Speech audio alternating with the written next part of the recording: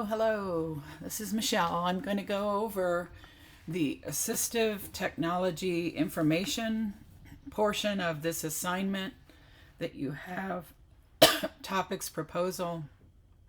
This is part 2, and I'm offering you some resources here to look at modifications maybe in a different way than you currently have been looking at them in other courses. I feel like you're getting a lot of information about modifications and IEPs and assistive tech and public schools, and you're getting some education about that. And I know a number of you are already working, so you know quite a bit about it. And when you're in your placements, you're going to start to see it, hopefully. So I want you to think about what you're seeing if you're already in your placement, and consider if any of the things you're seeing might be useful. But I also just want to start you off with a few really important spaces where you might get some ideas of how to provide these modifications I'm asking you to provide in the part 2 of the topic proposal assignment that is specifically for modifications options. And I want to broaden your perspective a little and consider some areas maybe that haven't been presented or that you may not have thought of as assistive technology. So to start, I'm going to open up each of these links and just so you can see them. So this link is a YouTube video. You can see it's from the World Health Organization. So it is going to go over what that really means. You know, what does it mean to call something assistive technology? These are some more steps. How to get the most of Grammarly free. It's Kayla on behalf of Grammarly to tell you. Some people with disabilities may use assistive technology, or AT, to access content or perform tasks. This can be any equipment, software, or product that is used. Okay, so there's another example of, you know, some information about assistive technology that I'd like you to watch. These are not long videos, by the way. I'll let you know when I open them if they're specifically quite long. Here's another. So much can change in a school year that sometimes He just kind of is blossoming. it's simply stunning. I get very emotional when I think about it. Charlotte Wilder is referring to her son Alex, a student at SOAR in far northeast Denver. Since he was in first grade, she's watched Alex. Okay, so there's a video that's going to go over some specific things that were done with this boy when he was young to help him. So those will give you some ideas. Let's open this one. Here are some technology apps, assistive technology apps that you might be interested in. So you can go through those. And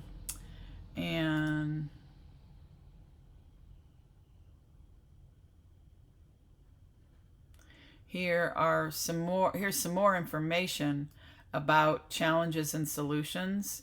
So you can read through these.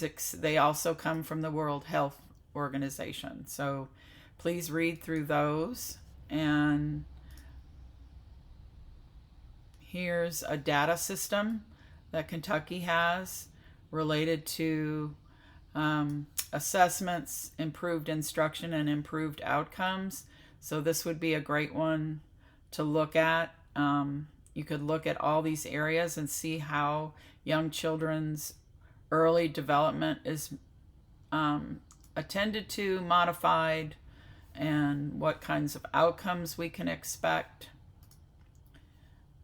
Here's Child Care Aware, which has a lot of information for families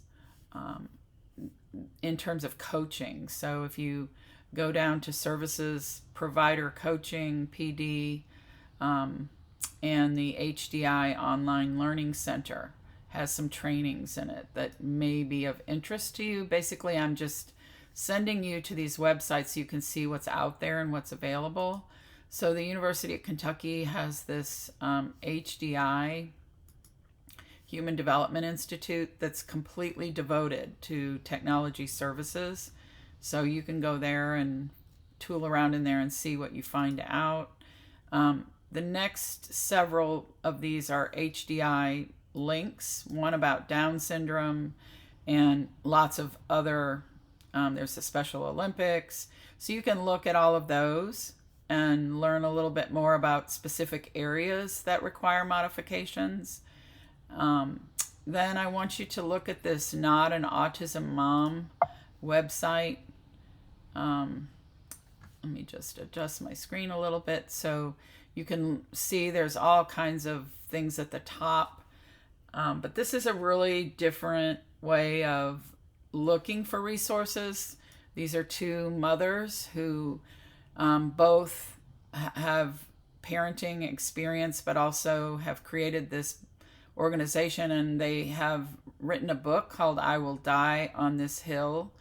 But there's a lot of information in here. If you look in the blog, if you look in services, there's a lot of information about alternative ways to support children with autism.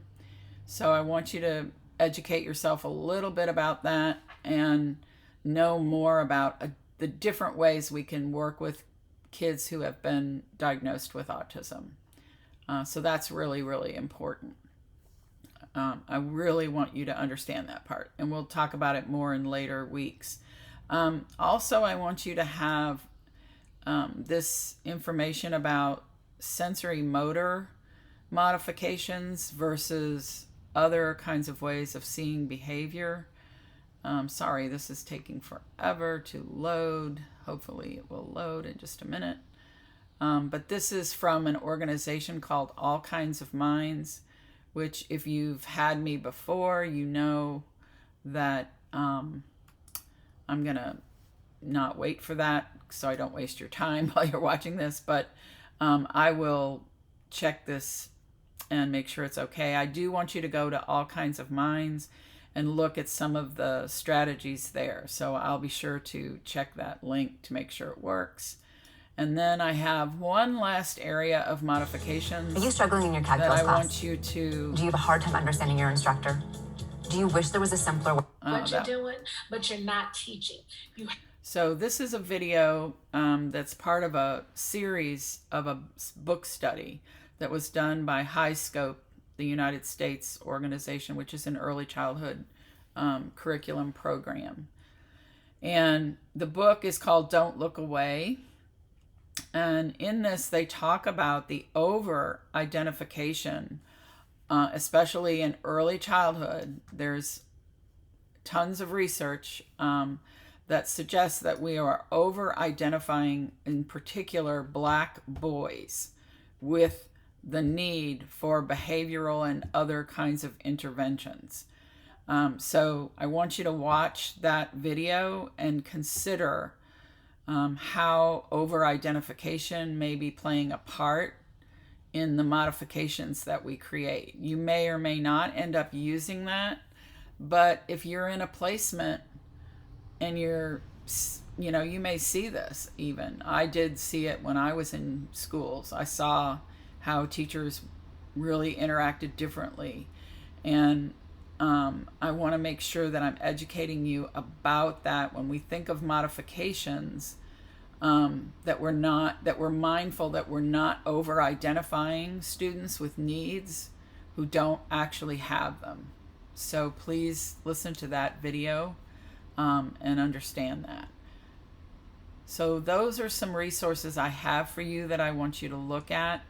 I want you to approach the modifications using some of the ones that are identified in these first couple of videos that I've sent you. If you're in doubt, turn it in and I'll work with you on it. You won't be marked late if I give you some suggestions and you go back over it. Just do your best, turn it in, and we'll work together on it. And you can get used to that process because that's how we'll do your lesson planning too. Okay, so that is the portion of this video that I wanted to address sources for modifications in assistive technology.